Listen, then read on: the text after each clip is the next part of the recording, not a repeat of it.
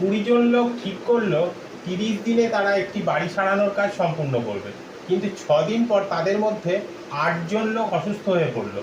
তারা কত দিনে বাড়ি সারানোর কাজটা শেষ করবে? আর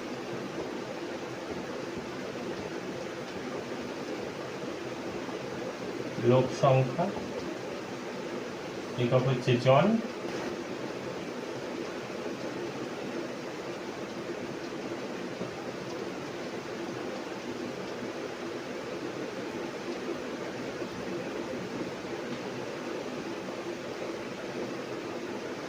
আর একদিকে হচ্ছে কাজ সম্পূর্ণ করবে, সেটা দিন সংখ্যায়।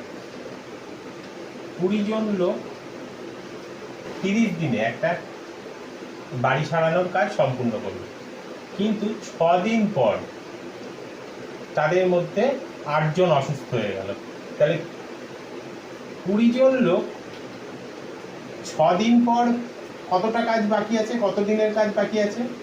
তাহলে 30 বিয়োগ 6 মানে 24 দিনের কাজ বাকি আছে। তখন 20 জন লোক করলে আর 24 দিনে কাজটা শেষ হবে, কিন্তু তাদের মধ্যে অসুস্থ হয়ে পড়েছে হচ্ছে 8 জন। তাহলে এখন কাজ করছে কতজন? 20 বিয়োগ 8 সমান 12 জন। এই 12 জন ওই বাকি কাজটা কমপ্লিট করতে কত সময় নেবে? 20 জনের 24 দিনের কাজ বাকি আছে, তখন সেই কাজটাই যখন 12 জন করবে তখন বেশি দিন সময় লাগবে।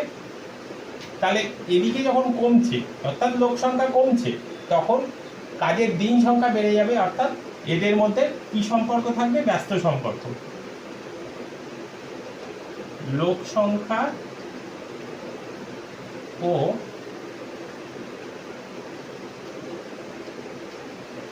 কাজ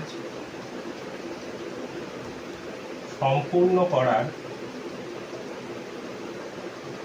সময়ের মধ্যে ব্যস্ত সম্পর্ক আছে। এবার ঐকিক নিয়মে আমরা লিখে নেব 20 জন লোক বাকি কাজ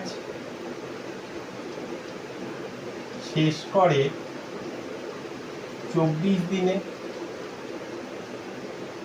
এই 20 জনের লোকের বদলে যদি একজন লোক ওই কাজটা করে, অর্থাৎ একজন লোক বাকি কাজ শেষ করতে চায়, তাহলে বেশি সময় লাগবে। তাহলে সেক্ষেত্রে হবে 24 গুণ 20 দিনে।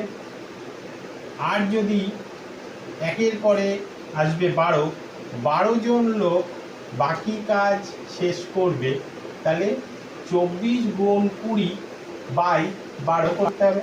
তাহলে 12 দিয়ে ভাগ করলে এখানে 2, 12 দুগুণে 24, 20 দুগুণে 40 দিন। 40 দিন। সুতরাং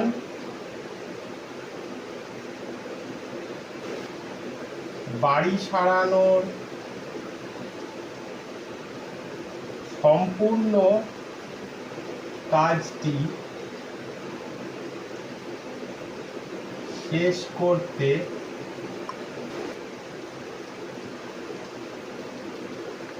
মোট কতদিন লাগবে? আগে 6 দিন তারা অলরেডি কাজ করে ফেলেছে, তাহলে 6 যোগ 40 সমান 46 দিন লাগবে। তারা 46 দিনে বাড়ি সারানোর কাজ শেষ করবে।